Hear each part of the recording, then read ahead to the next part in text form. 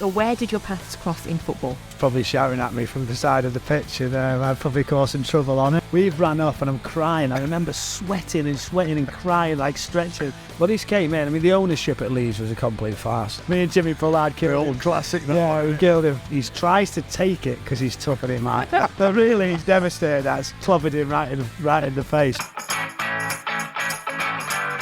Thanks for joining us on another episode of No Tippy Tappy Football, brought to you by William Hill. Hi again, Sam. How are you this week? Good. Thank you, Natalie. Yourself? Are you good? I'm really good, thank you. Looking forward to our podcast as usual. It's the highlight of my week, Sam. And you like this guest, don't you? I do. So, yes, we had Sean Wright-Phillips on last week, obviously I knew.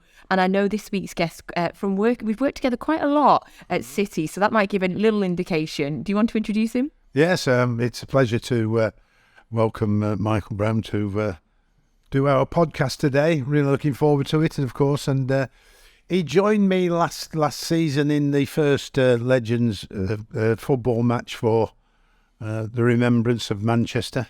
He played in a big win for us against the Legends versus the Celebs. And this year we're playing on the 7th of May at Boundary Park at Oldham. He's participating again, and he tells me before we introduced Michael formally that he's training for a marathon. So he's very, very active at the moment. So welcome, Michael. Thanks for having me. Good to see you. And you. Thank you so much for coming on. Now, we always start by asking, apart from in the charity game, where did your paths cross in football? He's probably shouting at me from the side of the pitch, and I'd probably cause some trouble on it. But, many people, obviously I knew Sam knew, and I played for different sides, and obviously locally in the Manchester area, obviously heard a lot about Sam and what he did, and obviously football-wise, as personally and obviously professionally. So, it was good to join him. I'm not in training for the marathon, it's actually for your team. I might get in it. I've got to try and start under pressure. If I don't please him, he's after you straight away. The list has grown. Has it? I mean, the lads who put it on, the two firemen, lads Paul and Aaron, who put it on last year, tremendous job considering what they've done, like I mean. And the celebs and legends is, I'm going to have a real problem. There's that many. Sam? You know, who's he up against to get in?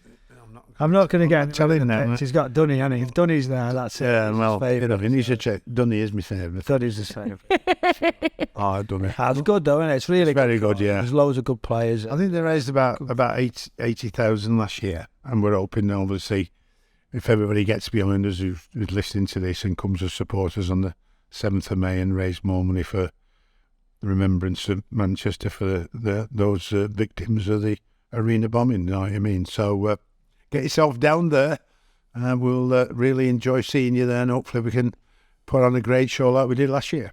I went to the one last year. The Celebs were rubbish. They were absolutely rubbish. What are you trying to say? like I thought we played really well. That was why we did well. It was good. There was a few tired legs there, weren't there? There was many tired legs, but and I thought at one stage, like these, the celebs had a lot younger legs, and I thought that might, because some of our boys were struggling a bit to cover the ground, but they used their experience. Sean Goat has still got it. Sean Goat had a couple of goals in the game. You know what they say? No. Come on. What? Feed the goat on the... Oh, of course. You have to feed the goat as long as he's on the penalty spot. That's true. Let's put it on the penalty spot where he's standing. It'll be fine. No, it was good, but it's amazing. You sat there in the dressing room before and you're thinking... We might get sponsored by William Hill. Not you doing this, you know. You never know, you might. We'll have to have see if we've got the... Interesting one. Anything there that might help us with, Sam's always working. I'm sure they're listening, because our podcast has been quite popular, I believe. If the celebrities get better, though, we might be even more nervous. We were a bit concerned last year, but it was cool. It was cool. They were rubbish. Right, what is life for you now? Because, I know I hear your voice absolutely everywhere, but what are you up to? How far away? You can be very loud. Yeah. Do you know, it's difficult to know when you finish playing, what you go and do, what will keep you active, and straight away, I tried the management side, wasn't really successful at all with that, and you've got to go back into it to be a young coach to get that journey started again. I wasn't sure that was for me, and the media side come up, and obviously covering different games, commentaries for different networks, for different channels, and that's what I do. Enjoy being at some great games, working obviously with some good people and some bad ones as well. Kidding. Yeah, but we obviously have a good relationship, though. We work at Man City doing City Plus, City TV, doing all City games. So it's good, all different ones. So I enjoy that. And I hear your commentary on 5 Live and other radio stations. Yeah, you're commentating on all kinds of games and commentating on England under 21s, and you watch a lot of football by the sounds of it. Yeah, I watch a lot. It's testing as well. Do you know, it's quite funny when you got like Croatia under 21s and you've got the name checks and you're like, seriously, let the commentator go first and then just back it up behind. Yeah, that's right. 6 or 7 changes. But no, it's good. It's testing. You've got to do your homework. You've got to have a little look. But again, you get into good games where, you know, you won't be doing that. So that's what I really enjoy. Champions League games for City are really probably the specials or ones, or with 5 Live when you travel to those. So yeah, very lucky. Would you ever get back into management? I think it's tough. I think, look at like Sam, how much he's dedicated his whole life to it and the level of detail. I love hard work, but I think you've got to be realistic now of where you can go and what it's worth. You wouldn't want to do it just to be at a lower level, possibly doing 6 or 7 weeks here and getting moved on, how quick it can be.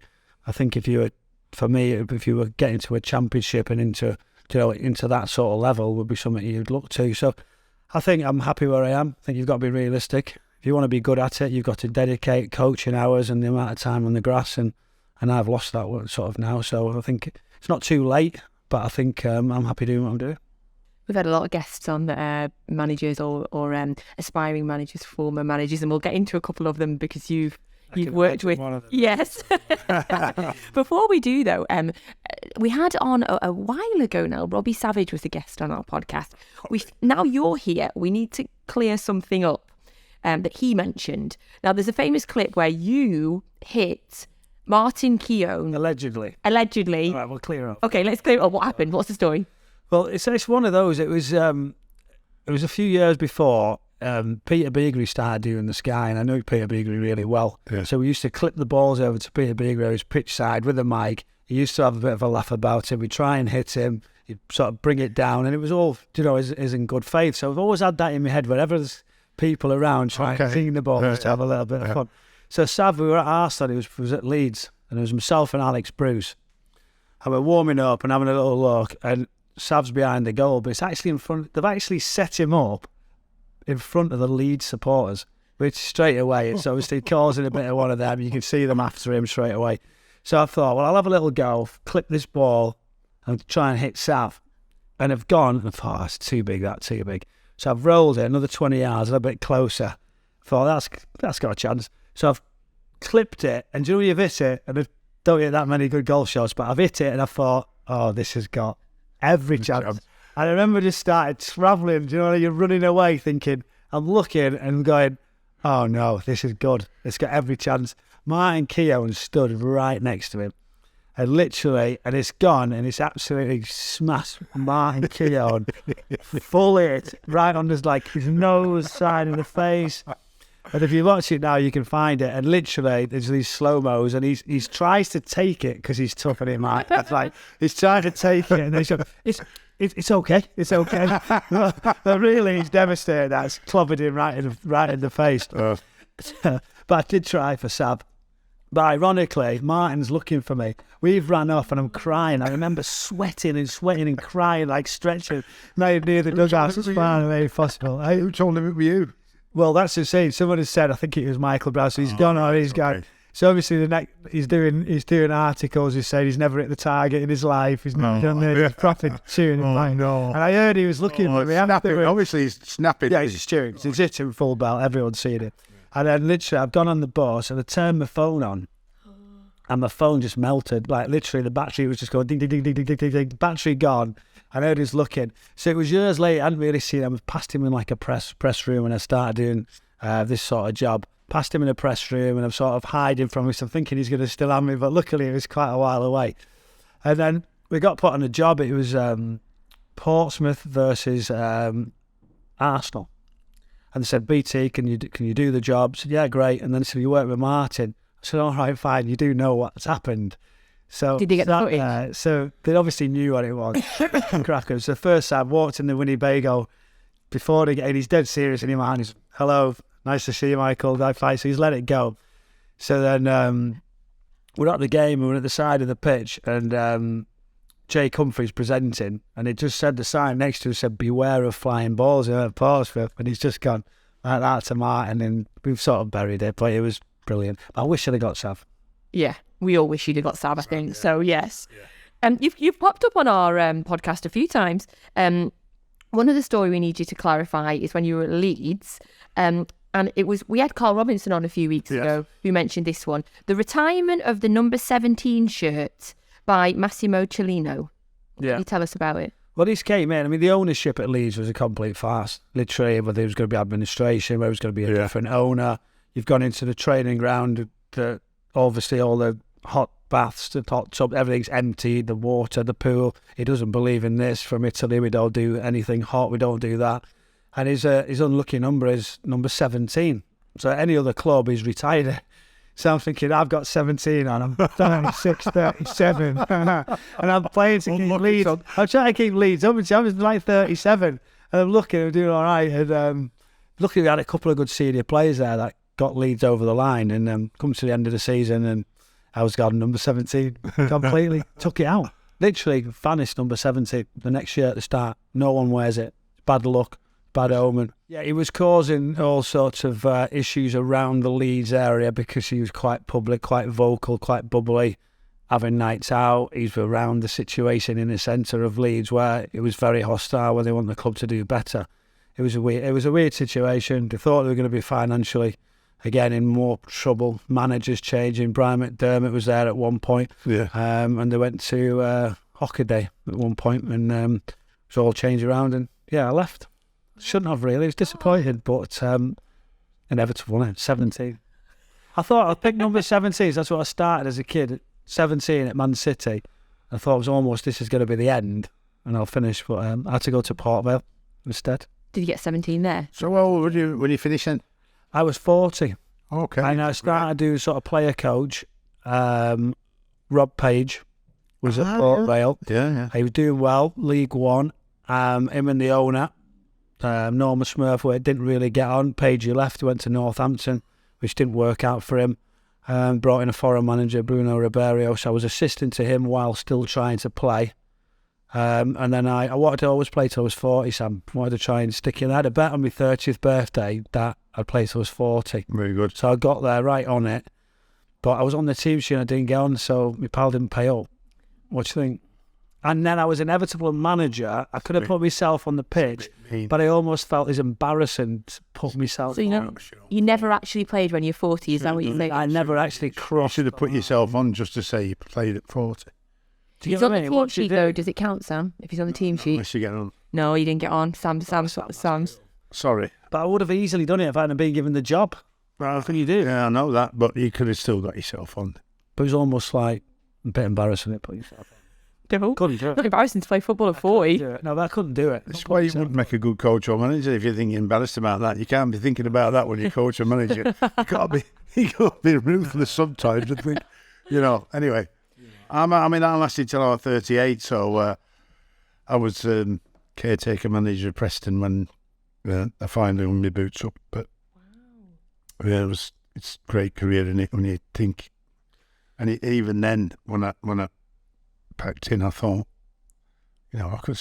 He could still do it. I I think it's my head. I'm thinking I could do it. People are looking and going, really? And then it's a few years after, and you try and keep yourself fit, like you mean. And then I was coaching at Preston then, and just carried on coaching the youth team before I went to Blackpool. So, I used to think, and then you can't. It is a shame, though, isn't it? Do you know, when you start and you're going into clubs at 16, 17, they say it's a short career, enjoy it. And we're playing till that age, and you still feel it was a journey, but quite short. You stop at these players who stop at 30 and think they've had enough. There's so much more they could do. Yeah. Blessed, absolutely blessed, yes. In terms of Leeds, your former club, do you think they've got enough to stay up this season? I was concerned about them. I covered the game against Wolves, and when you look at that result away from home, you're thinking Wolves might have turned a corner. Yeah. And to go and obviously score so many goals, to create chances, defensively still being asked questions, but they've got some great games coming up, and now they're within a chance. I think that'll give them confidence at the right time, because you'll know yourself, Sam, when it's there, if Leeds United gets a little bit hostile, a little bit the worry, it can be really against you. It can be with you, amazing, but it's got to be tight for them. It's mad down at the bottom of the Premier League, isn't it, this season? Incredible.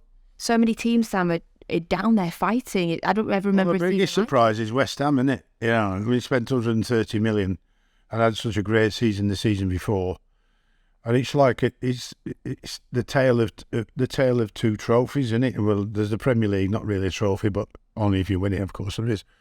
And then there's Europa League, where they're going up. They could go all the way this year, like I mean. So, sooner or later, and I hate to say this, the concern about staying in the Premier League will be more a worry for David Sullivan and David Moyes than it will. They'll want to get to the final, and there's no doubt about it now. But get to the final and threaten the team with relegation still is something that,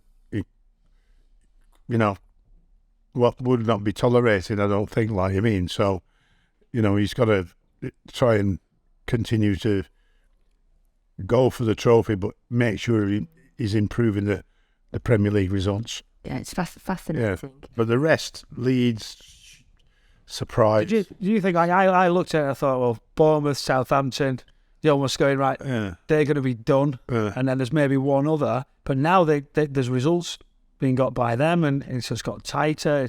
And West Ham... I thought Bournemouth should have beat Arsenal. I mean, they at least got a draw. I mean,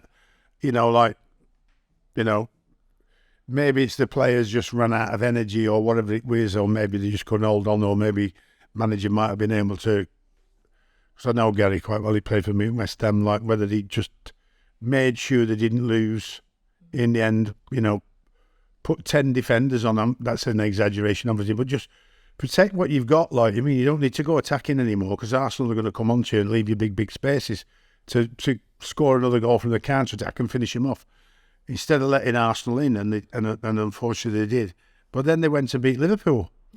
Clean sheet. When you're West Ham and you're Moyes and you got that experience, like with that group of players, do you know at what point do you sort of change it around? Do you sort of say, well, we might not be good enough in what we're doing. We have to look to change and just say we're going to literally get everyone behind the ball and try and grind a point. Do you continue the same beliefs in what you've got, because they've brought a bit of flair and they spent that money? A lot of flair, a lot of ability, that hasn't. And again, the centre forward hasn't worked. The new one might do next season, but hopefully that's not too late for Moisey, like I mean, because I find forwards who first come to the Premier League in the first year are the ones who find it the hardest to be successful. I mean, we talked about Mo Salah, but what a player he is. He was absolutely rubbish at Chelsea. We got rid of him. He couldn't score a goal. You know what I mean? And you look at him then and go, he's not yet. No. And he's gone, but then he comes back with a vengeance, and look at the goals he scores. Like, I mean, so that's where it's incredible what Ireland's done at such a young age, coming into Man City. You know what I mean? So, but he survived this year, West Ham. It's a real... This is what I do. I look at the situation with the staff every week and go, I'm normally sat in the film, I keep changing and I don't find a solution, and I'm changing all the time looking for a solution. I'm changing too much, so I'm going to stop that now. And I'm going to pick my best and try and stick to my best 11 and give them a run. I'm going to try that, like I mean, and obviously... I at that level, I'm always on about the players being able to adapt. So this week, I'm going to want you to adjust like this because of who we're playing. So we're going to work through the week on the negatives, on how I'm going to say negatives, on what we're going to need to stop the opposition. And then they're going to finish with the positives towards the end of the week, never the reverse. So I want them to go away on a positive note at the end of this is how we can expose them, this is how we can beat them, and then try and make that the situation. But talk about change in the game. Because did you ever change the game when you played? Did you ever say to the players, "You stop doing that and do this now"? For sure. Well, that doesn't happen now, does it? Yeah, well, that's what I'm saying. I don't think the players lead it so much. That's right. I feel like it has to be done From the coach. Yeah, they would say 2 or 3 would say this ain't working. We haven't got time for that. Yeah, do it in a minute. Yeah, we're gonna have to.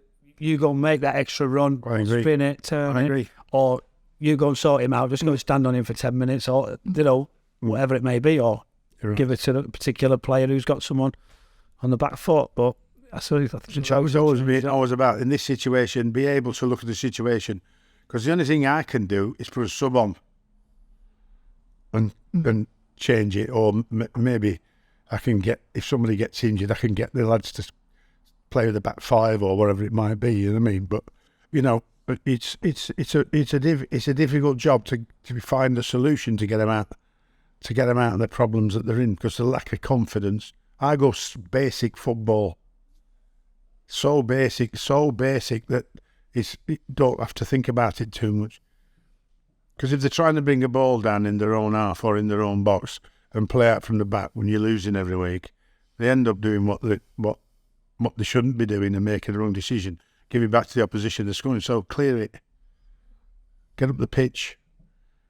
The farther you are up the pitch, the less nervous you're going to be. So start trying, so just go back to the basics. Everybody talks about going back to the basics when they're having a bad time.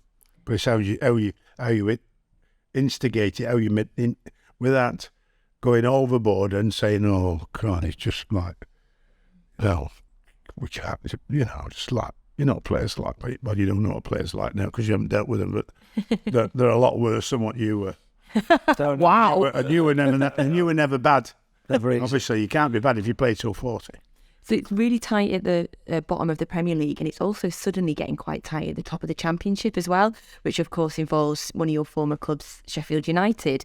You were there, one of our favourite guests that we've had on, Sam, obviously Neil Warnock. You were there, managed by Neil Warnock, during a very successful time. What is that face all of a sudden? For those listening on the podcast, Michael's just kind of done a bit of a smirk. Is that in just relation to any time you hear Neil Warnock? He was, yeah. He was tough. You know that as well, because you must have had some good battles against him. When I first walked in, like, it was literally, I went on loan to Portsmouth. This is how I was signed for Sheffield United. I went on loan for Portsmouth. Neil Warnock had got the job, Sheffield United v Portsmouth, and I played for Portsmouth. Alan Ball got sacked after the game. He left Portsmouth. Yeah. So then I wasn't really going to stay. I was going to go back. And I got a call off Warnock. Thought he played great again. Says, I need to freshen it up with Sheffield United. Will you come? I've got no money, so we're just going to try and do what we can, try and build this club, try and get it forward, get it in a better position. 12,000 crowd, langering around the Championship, not really doing anything, no real identity. Look at the club now. And that was what he turned around and how he started. But as a character, when you see him now relaxed, and you'll see him on the podcast, he had that little art of knowing how to play things and knowing him to be in the right situations. Like, you get him in front of the camera, or you'll get him on the podcast, get him on his stage doing his show. Yeah. He's much cleverer than anyone gives him credit for sure. He knows exactly what to do. But he just created this environment. But against the opposition, he would fight, he would kick, he would go mad things you've never heard in all your life. Listening in the dressing room, that's amazing. Would he? Yeah. He's saying it now, he's not here. You should have asked him about it. It wasn't happening with me. Stan Tennant caught him out when Stan managed my Burnley. Ear to the door. Yeah. In the tunnel, there's like a tunnel area, and it veers off to the left. And the back of the away dressing room, you could hear it from now the manager's office. It's changed now, but it wasn't like, it was just like a room and then next to it. And obviously at half time, it's wrong, Warnock had sent Kevin Blackwell, go and have a listen, see what the team said. But obviously, if he started to travel, like, he stood outside the back of his fire exit. And his listeners, obviously, Burnley, set him up. I think it was Burnley, wasn't it? Burnley was they set him up properly. And they were like, yeah, we're going to do this. Next thing, the fire door gets booted open. Sam Ellis booted it. Is it Sam Ellis? Booted it open, and then they're at each other. And then obviously the story's out where Warnock used to be to the team talk. But literally, in regards to referees, regards to other players, he was fighting to do well in the game. He'd obviously had loads of management games, but the level wasn't Championship. He wanted to grow and continue to get better. And he did ease and mellow. You wouldn't think that, would you, over time, and become a little bit more relaxed regards to days off was brilliant. You had the best environment. You could laugh like you've never laughed in training. It was fun. He wanted it to be fun. Yeah. And then he'd shout in the dressing room at half time or at full time when you've lost. And then he didn't come in till Thursday. So by then he'd calm down so you could have a little laugh. But some of the shouts, I mean, you remember, he's going around the dressing room. Sam used to have had this when you're going crazy at the lads. Well, Warnock's going around and he's doing it, and you could see some of the lads. You had Rob Kozlowski, he played for us. Brilliant banter, one of the funniest I've ever seen, and he just could take him off prop like he's doing. Yeah, brilliant. Yeah. And you could just see the lad's shoulders going when he's walking around, when he's kicking things, when he's doing things. And he was just, but I tell you what, before the game, that was where he was really good. He just had this, had this feel. And I still believe he's at it now at Huddersfield. Going. These are one of the quotes. Is like, so we'd go to Liverpool, the semi-final of a cup, and he'd walk in. Hey, Ronnie Jepson's with him. Yeah, Ronnie's with him, doing everything for him and going like funny. So we said we think we're training. So we walk out of this hotel in the middle of Liverpool, semi-final, second leg. We beat them at home, Championship club against Premier League club Liverpool. And thinking, where are we going? We sometimes train on the side of anywhere just for better fun. We get on the ferry across to Mersey. We have a cup of tea. One of the lads is feeling seasick to come back. And we go to the dressing room at Anfield. He just says, good luck, lads, they're brilliant. Do you know, like, you've got no chance. Do you know, he just sort of has that feeling. And he did it, I believe, and I don't know if I shouldn't really, but at Burnley, they played last week, he pretty much said, lads, these are different class. You got no chance, just go do it. Just sort of give them a nice, easy feel. Yeah. But there's so many stories about Neil. I mean, so many. So many. And we were talking about him before, but I don't know if we could air them and tell me off. He told that a few crackers when he was on here himself, to be fair. What was it like being on the touchline with him, Sam? Was it... what was it like? It wasn't that often in my time, obviously, because it was early days when we talked about it when he came on, like you mean. So later on, when I managed to get up into the Premier League, he didn't quite make it as long as me, so I didn't come into contact with as much as he would do normally. But I mean, I've had a lot of clubs, but my God, he blows me out of the water compared to what he's doing. You can't, We have to go to... And that's him now in his 70s. And Roy's gone back. Yes. He's 75, like you mean. So there's supposed to be time for me yet then. So the oldies are coming back in compared to the youngies. The youngies are getting booted out. The oldies are coming back. So you never know what happens next year. It's becoming fashionable again, isn't it? That's what you've got to do. You can't beat experience, Mike. He used to take his pre-season to Cornwall because he had his house in Cornwall. That's where he'd live with Shaq. So he could get home every night. Yeah. And literally, we play some of the worst teams. Honestly, just literally got him out of Sunday League. Literally, that would be the pre-season games. And he'd be like, bring the lad, the local painter and decorator, travelled on the bus. he had everything sorted. We went to the local pub. We went there. He decorated. He boxed everywhere off. We were at the golf club. Next year you go. It's got a golf hole at the back of his seat. Immaculate. Nice tee box. Nice green. So yeah, proper looked after the locals. Yeah, got it good. How do you rate Sheffield United's season so far? Obviously, do you think they'll go up? Because it's looking, Borough are really pushing them now. Middlesbrough flying, yeah. I've covered them a few times. But Sheffield United, I feel they've got a determined, organised group, good squad, good depth. Management team's really good. Jack Lester supports Paul Eckingbottom and Stuart McCall, who's got vast experience for sure. I feel like they're just an honest group who work really, really hard, do everything the manager does. I don't think they've really blew anybody away. I think that's why they've not been touching Burnley. They've never really had that flares of battering teams. They've grind teams out, got good results, and that's why Middlesbrough come from nowhere and got a little bit closer. But it's going to be interesting. Just as you think it's getting tight, Sheffield United find a result. They find another performance. They've done well in the low market as well. And hopefully they can get back, because it's been a tough time them going down to the Championship. They deserve to be up there, but again, there's a few little worries regarding financials, where they're going to be going forward. But it's a great. Is he still the Prince? Yeah, it is, but the ownership's sort of changed in a little bit regards to whether there's going to be a new consortium taking over. Is there an embargo? Is there not?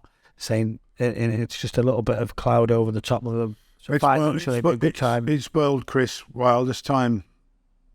Yeah, Unfortunately, the owner. So what he built at Sheffield United, where he took them from and where he took them to, and then all of a sudden you got this blockage of what you want compared to what they want, and ultimately end up paying the price, like you mean. But it's a great shame when he's a Sheffield. That was amazing. Yeah, Chris loved the club, and it was really, great. And then of course his time at Middlesbrough went wrong, and then so I've got to praise Michael Carrick now for taking over Middlesbrough in his first job and taking them from the bottom half of the league into the playoffs, like you mean. So he's his first time as manager, first time in the job. I know him quite well, and good luck to him, like you mean. So he's flying. I played with him at Spurs. Yeah, he came in and he wasn't necessarily getting in the team at one point because, again, regards to signings from different areas of the football club to a manager, and Michael was very silky, very comfortable, as we know, on the ball. And all of a sudden, I just thought he wasn't playing much, and then you're training with him, and then he gets a few games, and he comes out, and then I just started to notice that was my thing, getting the ball back for the team, and I'd be in training, and I'm trying to get close to Michael, and all of a sudden I'm thinking, I can't take it off him, and that's the next level of the best pust It doesn't matter if he's next to them, doesn't look easier. He just moves away, and he's doing it at his pace, not necessarily a sprinter. But he was just so comfortable. Rolls Royce almost when Michael got better and better. And I was working on a show at Middlesbrough game, and I had to interview him afterwards. So I was watching how he performed, how he got on the touchline, and he's very reserved, Michael. Until you know that he'll open up a little bit when you're in a room here having a couple of beers with him. You'll have a good, but you don't always see that side of Michael. And he was quite serious on the touchline. I thought. And I watched him, and he got a little bite, and he was trying to get after a few. And then afterwards, we got him over, and I said, and he was quite serious again. Yeah, we're enjoying it. Have you got a chance? I said, come on, you're enjoying it. It's brilliant. He said, yeah, I am really enjoying it. Great group, and he's happy, isn't he? He's turned it around. I mean, and they're playing in a good style, scoring goals. Yeah. I'm from Hartlepool. And he's got Jonathan Woodgate with him, who failed at Middlesbrough as manager, and so he's took him back, like you mean. So obviously, with his experience at Middlesbrough and Michael together, they look like a decent partnership now. So, of course, Steve Gibson always been a fair owner to give you a chance, like you mean. But if you get him back in the Premier League, what a story! Because it's going unnoticed at the moment. It's under the radar, isn't it? They talk about Burnley and it's all about They've got a chance of catching Sheffield United for sure, but it's going to be tough. But yeah, John Woodgate's done really well. He was doing the media, wasn't he, when he was waiting. He was trying to go back in. He was on everything. And again, great, really open lad who wants to talk about football. Nice. But he went caretaker for a while and did a good job somewhere after. He was at Bournemouth at one point, yeah. Yeah, and I thought... He went for a few jobs and nobody gave him it. And he went into the media. I thought they might have kept him on after that one, but they didn't, because he did all right. But yeah. Did you ever get approached by Sheffield United, or did you ever... No, not Sheffield United, no. No Sheffield Wednesday. No Sheffield for Sam. No Sheffield, no. So that's... I'm made of steel as well. So there was only 15. There was only 15. What the other... The other 77. I think it's always worth asking. Yeah. We hope you're enjoying watching No Tippy Tappy Football, brought to you by William Hill. And don't forget, you need to subscribe to the Footy Accumulators YouTube channel so you never miss an episode. You've got City and Sheffield United facing off in Yeah. the FA Cup semi. Where will your allegiances be on that one? So I got asked this straight away because I'm working for City and the broadcaster who's doing a little bit of both. I don't know where you'll be at, Pike, or whether you'll be on it. I'm at Wembley or in studio, yeah. It's a close relationship, Pike. Pike, yeah. We've worked together for a bit, yeah. Listen, I owe her a few, I told you. She digs me out a lot. When she's presenting, it's terrible when she's got a free run. I'm glad she's unscripted. Oh, yeah, she can't say too much. But literally, it's a great game, and it's such a shame for the two youngsters, for me. I know, Tommy Doyle and McAtee, that they can't play, can't get any involvement, and to have done so, he scores the winner in the last... Doesn't happen abroad, that, Really? It's just No. a shame. You're allowed. They're allowed, I think, abroad. I mean, obviously, Man City are going to be heavy favourites. Sheffield United have to go and enjoy the day. It should be allowed in the FA Cup or the Carling Cup because it's not. I can understand it somewhat in the league where you might be going against your own club and stop them getting through into the Champions League or winning the title or whatever it was. Like you mean, and you've played a part in not doing that. You've got to go back to that club and probably get a bit sticky if you beat them. But if it's in the FA Cup, it's not. I don't know. It's such If a you're taking a player, if you're taking a player on loan and you're paying all his wages and you're deprived of him just because you've got him from the other club. If the other club, agree, you might be able to set a new rule here, Sam. Yes, Sam. shouldn't be a new rule. Yeah. Like I say, I think abroad it's not too much of a problem. Like I mean, but yeah. It's not that way in the Champions League, obviously, because João Cancelo can play against That's right. Manchester City. They've took it really well. Do you know, their interviews were good after it, and they've seen the draw come in, and they have to say the right things, but they'll be gutted that they can't be involved. I wasn't somebody else to play at Wembley in a major semi-final. All they're worried about is the implication, as usual. The implication that something dodgy will happen, that's the problem, and they're worried about the press, and they're worried about what people perceive them. Instead of just saying, it's got nothing to do. So what you're saying is if the rule's written in at the start, then it'll take that away from, take away from the supporters, take away from that pressure. Yeah. But it should be a good game, shouldn't it? I noticed you dodged the question of where your allegiances are. Well, you know the answer, don't you? It's right in the middle. You just to stay. Quick fire, but not so quick. It is, Sam. Is it? I'm shutting up then now. Right, this is quick fire, but not so quick fire. We used to call it quick fire, then we learned that it's not so quick fire. Right, okay. Right. The pressure. Yeah. You ready? Best teammate you've ever played with? Teammate, Rob Coswell at Sheffield United. I think he got me through. I think it was brilliant every single day. I've never laughed so much with him. Still speak to him now. He's scouting for Stoke. Whether he's doing a good job or a bad job, I don't know. But he's a top guy. Yeah, really funny. Best manager you played for? Best manager. If I don't say Neil Warnock now, I'm under real pressure. I'm under big pressure. Funny. Do you know what? I was so lucky. I think I worked it out. It was ridiculous at one point, like 32. Managers? Because early on at Man City we had Reedy, which you know so well, and now go on trips to Reedy now. See him in Abersock. Yeah.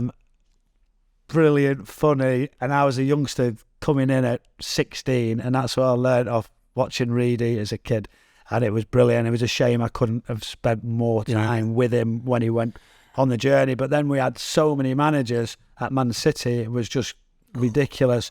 So I think I learned, honestly, there was like 5 or 6 at one, but there was caretaker managers, there was Koppel was here a couple of weeks. Yeah. Phil Neal just took over. Asa Harvard took over. Did Tony Buck take over? Then we had Brian Horton, Frank Clark. Did his assistant take over for a minute? And then Alan Ball came in. Oh, we had Joe Royal. I mean, literally, this is so early. And as a youngster in my career, I learned to obviously listen to a few managers and think, yes, no, maybe. Is that right? Is that wrong? But I really enjoyed my time. I thought Martin Keown was good when we had Jack Santini who come into to Spurs, and I don't think he got what he wanted backroom staff, and he didn't really want to be there. So I never seen somebody who was going to be a top end manager before. Martin Keown was under him. He treated him badly. Then he got the job. I had a great relationship with him. I thought he was really good. And Chris Coleman, when I was at Fulham, he signed me. But Martin said. Martin said, you're not going. I said, well, Daniel Levy's accepted the bid, so I can go. Martin said, you're not. I went to see Martin. I said, he just keeps signing everyone, Michael Carrick, Edgar Davids. I'm not going to keep playing. I just want to play football. So I went and joined Chris Coleman, and I thought he was great. You knew full well you could have a great time. I just like to laugh every day in training and have fun with it, but work hard at the same time. And Cookie was great. We literally took it on golfing trips. He had a great rapport with the dressing room. All the foreign players liked him, Sam. Yeah, I've never seen that before. No. Even if they weren't in the squad. They were like, Cookie, great guy. And he's not being picked. Normally it's like, they're killing him, aren't they? They're killing the manager. You watch him thinking. But he was just great feel. We had a great group of players at Fulham. It was a shame it didn't work out. And I still owe him, actually. We signed thousands to his room bill on the golf trips. So, yeah, it's great. He's after me. He says every time. Me and Jimmy Pollard killed him. Classic. Yeah, we killed him. There's a few We're playing out. There's the gaffer on. And he never said that for ages, you know. No. He parked it. You know, it was about 3 months in. So few people after you, in football. Right, best initiation you saw? Initiation. It's generally like sing songs, isn't it? You know, on the days. But I just don't. I think it'd be something to. At Sheffield United, we had 2 changing rooms, and the senior players were in one. This was in the training ground, and then the younger players were in the other. So every time we felt like a senior would come, he could be allowed into the dressing room depending on what he brought to the dressing room. So he got voted in or voted out. So we had the best fridges, the best coffee machines, disco balls on the roof.